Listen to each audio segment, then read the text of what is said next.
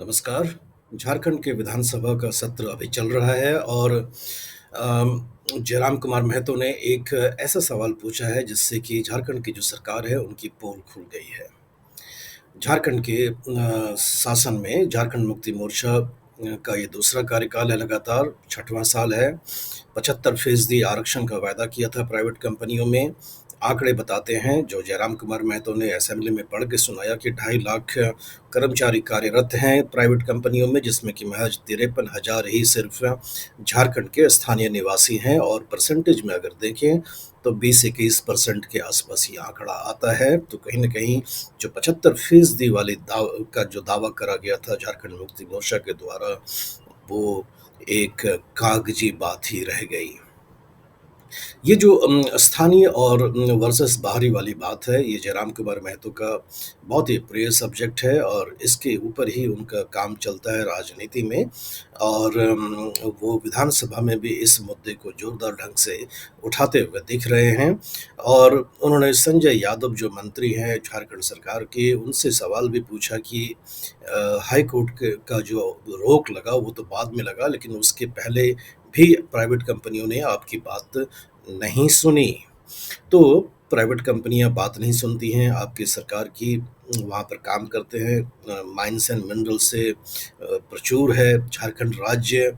लेकिन ये जो 75% अखबार का हेडलाइन तो बना लिया अनाउंसमेंट करने के बाद सरकार ने, लेकिन उसको कार्यान्वित कर नहीं पाए और महज 20% के आसपास ही प्राइवेट कंपनियों में स्थानीय लोग कार्यरत हैं। तो मतलब हर 5 व्यक्ति में सिर्फ 1 जो है वो झारखंड का स्थानीय निवासी है, बाकी जो 4 हैं वो बाहर के लोग हैं। ऐसा आंकड़ा कहता है जो जयराम कुमार महतो ने झारखंड की विधानसभा में पढ़ करके सुनाया। और इसके ऊपर ये भी बताया झारखंड के स्पीकर ने एक स्पेशल रिमार्क करते हुए कि समिति का भी गठन हुआ था, बहुत सारी बातें हुई थी, लेकिन उनके तरफ से भी गोल मटोल सही जवाब आया कि शायद जो उद्देश्य था वो पूरा हो नहीं पाया और सरकार इसके ऊपर और आने वाले समय में कार्यवाही करेगी। प्रश्न ये है कि हाई कोर्ट ने तो रोक लगा रखा है, रोक तो अभी हटने वाला नहीं है। और आज सिर्फ झारखंड में ही रोक नहीं लगा है, हरियाणा में भी रोक लगा, कर्नाटका में भी इस तरह के आरक्षण पर रोक लगा है। तो कहीं न कहीं जो राज्य सरकार नौकरियां देने में जो विफल रहती हैं स्थानीय लोग, और उसका लीपापोती इस तरह की घोषणा करके वो करना चाहते हैं कि 75% का आरक्षण वो कर देंगे, तो उसकी कलई कहीं न कहीं वो खोल दी है जयराम कुमार महतो ने विधानसभा में ये आंकड़ा रखते हुए। इसमें एक विषय और हम जोड़ना चाहते हैं।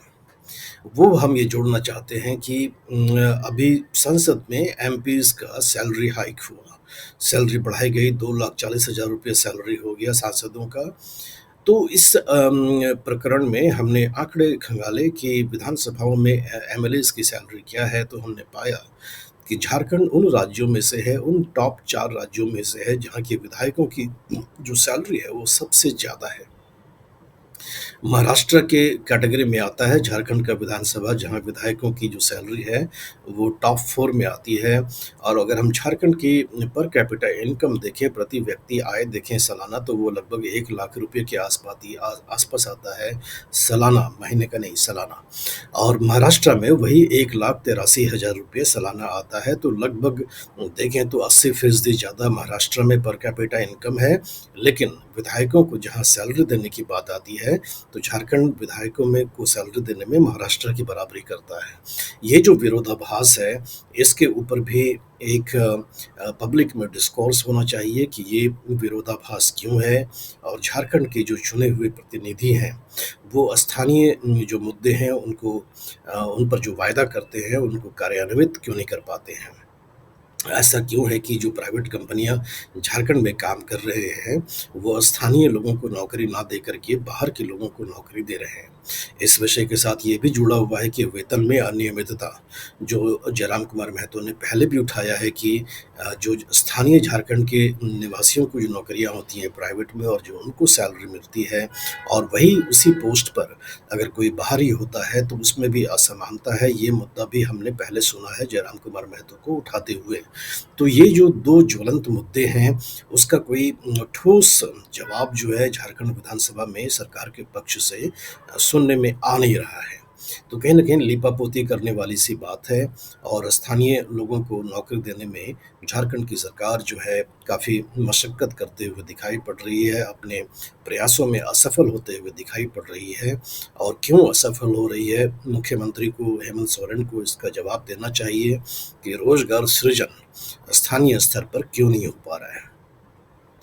एक जो समझ में आती है बात कि रोज़गार सृजन करने के लिए एक जो प्रयास होना चाहिए कि स्किल डेवलपमेंट और टेक्निकल इंस्टीट्यूशंस का विकास झारखंड में किस पैमाने पर किया जा रहा है, उसके ऊपर भी एक सवाल है।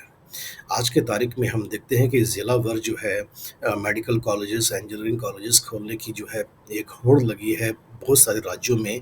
तो वैसे स्थिति झारखंड में क्या है, उसके ऊपर भी विचार करना चाहिए कि क्या कारण है कि वेतन असमानता भी है, नौकरियाँ भी नहीं मिल रही हैं, क्या कारण है? क्या हायर एजुकेशन झारखंड के लोगों को, स्थानीय लोगों को मुहैया कराने में राज्य सरकार विफल हो रही है? ये भी हम जानते हैं कि झारखंड के कई सारे शहर ऐसे हैं जो कि एजुकेशन हब के बारे में के रूप में जाने जाते हैं, लेकिन वो स्कूली शिक्षा के एजुकेशन हब के रूप में जाने जाते हैं। और इक्का-दुक्का रांची और जमशेदपुर ले लें तो वहाँ पर हायर एजुकेशन जो मैनेजमेंट के लेवल का है, इंजीनियरिंग के लेवल का है, उस पर जाना जाता है। लेकिन व्यापक रूप में हर राज्य के हर ज़िले में ये स्थिति नहीं देखी जाती है, तो उसका क्या कारण है? ये इसके ऊपर भी जवाब जो है झारखंड मुक्ति मोर्चा की सरकार को देने की ज़रूरत है। और ये जो विषय है जिसको स्थानीय नौकरियाँ लोगों को नौकरियों में लेने में मशक्कत आ रही है। और हमने ये भी देखा है कि कॉन्ट्रैक्चुअल एम्प्लॉयमेंट्स पर ज़्यादा ज़ोर होता है प्राइवेट कंपनियों का। और कॉन्ट्रैक्चुअल एम्प्लॉयमेंट्स में टर्म्स एंड कंडीशंस भी ऐसे होते हैं जो कि कंपनियां अपने ही ढंग से, मनमानी ढंग से उसे तय करते हैं।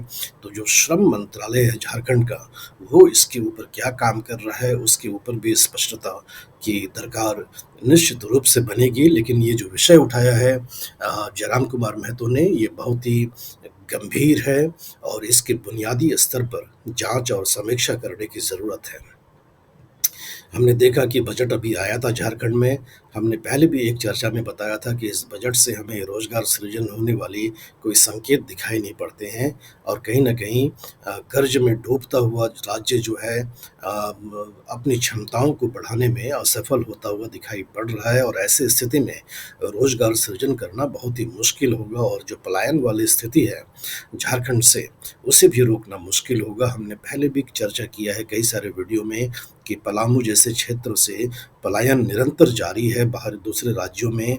अब तो ऐसा आलम यह है कि झारखंड के कई युवा जो है बाहर के देश में भी जा पलायन कर रहे हैं और वहाँ पर किस अवस्था में वो काम कर रहे हैं, उसके ऊपर भी एक अलग से विषय बनता है। ऐसे स्थिति में राज्य सरकार का क्या दरकार है कि स्थानीय आपके आपके पास कंपनियां तो आ रही हैं, प्राइवेट कंपनियां आ रही हैं, प्राइवेट कंपनियां इन्वेस्टमेंट भी कर रही हैं। लेकिन उन इन्वेस्टमेंट का, उन कंपनियों के काम करने का फ़ायदा झारखंड के लोगों को मिलता हुआ निश्चित रूप से दिखाई नहीं पड़ रहा है। तो इसके बहुत सारे मुद्दे हैं, पहलू हैं जिसका कि बुनियादी स्तर पर जांच करने की आवश्यकता है। और झारखंड सरकार से उम्मीद हम ये कर सकते हैं कि प्रोएक्टिवली वो इस बात की जांच करे कि क्यों ऐसा है कि प्राइवेट कंपनियां बाहर के लोगों को रोजगार दे रहे हैं। हमने एक अलग से चर्चा किया था, उड़ीसा का उदाहरण लिया था, उड़ीसा और झारखंड के बीच में हमने तुलना कराया था। हमने देखा था कि उड़ीसा की जो सरकार है, स्थानीय लोगों को नौकरियाँ दिलाने में काफ़ी सफल रही हैं। वहाँ के लोगों में भुवनेश्वर जैसे में, कटक में, बालासोर में, कई सारे शहरों में स्थानीय लोगों की जो सहभागिता है नौकरियों में, प्राइवेट कंपनियों में, वो काफ़ी ज़्यादा है। तो वही काम झारखंड क्यों नहीं कर पा रही है, तो उसके ऊपर भी सवाल बनता है कि ब्यूरोक्रेसी जो है वो क्या काम कर रहा है इसके ऊपर। इस विषय के बारे में आपके जो विचार हैं मैं लिख करके बताएं, वीडियो का लिंक अपने दोस्तों और रिश्तेदारों के साथ साझा भी करें। और चैनल को अगर सब्सक्राइब आपने नहीं किया है तो सब्सक्राइब कर लें। धन्यवाद।